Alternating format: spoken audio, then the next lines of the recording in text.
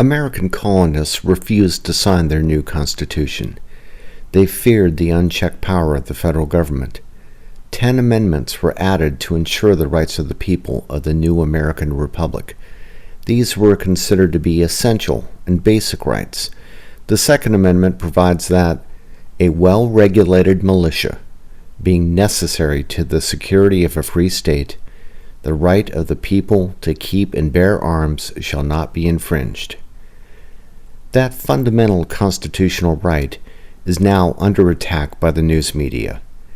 ABC News Broadcasting has promoted an anti-gun agenda. It has not only been biased, but has been indignant that gun control has not already taken place. We now turn to our ABC News ongoing commitment to the search for solutions to gun violence. President Obama promised action on Sunday at that interfaith vigil for the victims of the Newtown shooting. At least one pro-gun rights advocate in the Senate has said that everything should be on the table.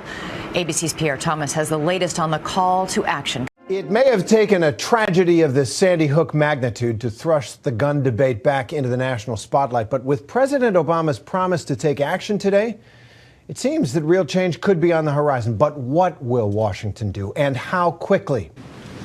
It seems to a lot of observers that you made the political calculation in 2008 in your first term and in 2012 not to talk about gun violence.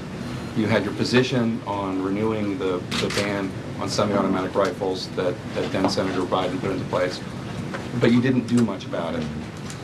This is not the first issue, the first incident of horrific gun violence of your 4 years. Where have you been? NBC News has demonstrated its bias in everything from its news broadcasting, news talk shows, to even halftime at a football game. In the coming days, Javon Belcher's actions and their possible connection to football will be analyzed. Who knows? But here, wrote Jason Whitlock, is what I believe. If Javon Belcher didn't possess a gun, he and Cassandra Perkins would both be alive today. He knows my views. From politics, It's time for the president, I think, to stand up and lead. to the pulpit, The gun lobby is no match for the cross lobby. Connecticut's tragedy is creating a renewed push to bring back the assault weapons ban that expired 8 years ago. So here is a magazine for ammunition that carries 30 bullets. Now, isn't it possible that if we got rid of these, if we replaced them and said, well, you could only have a magazine that carries 5 bullets or 10 bullets, isn't it just possible that we could reduce the carnage? This is a matter of logic, Mr. LaPierre, because anybody watching this is going to say, hey, wait a minute. I just heard Mr. LaPierre say that the standard is we should try anything that might reduce the violence. And you're telling me it's not a matter of common sense that if you don't have an ability to shoot off 30 rounds without reloading, that just possibly you could reduce the loss of life? CBS has not just been biased, they have been openly advocating taking away your right to keep guns. The film celebrates presidential power and crafty legislative strategy. And the president may need the wisdom of Lincoln for his latest legislative battle, gun control.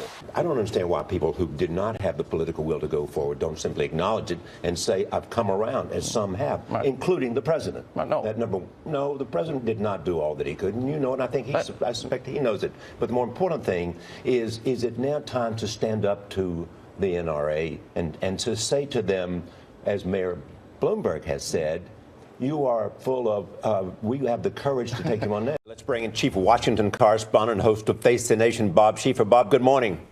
Hey, good morning, Charles. Bob, you heard the president say there is a new reality about guns coming out of the massacre in Newtown. How powerful is this new reality to get something done? There has been no serious effort to address this problem. No piece of gun legislation was seriously considered during this session of Congress. It is a subject no one wants to talk about for fear of offending the powerful gun lobby. Perhaps it is time to remember what Ed Murrah told us, that we are not descended from fearful people.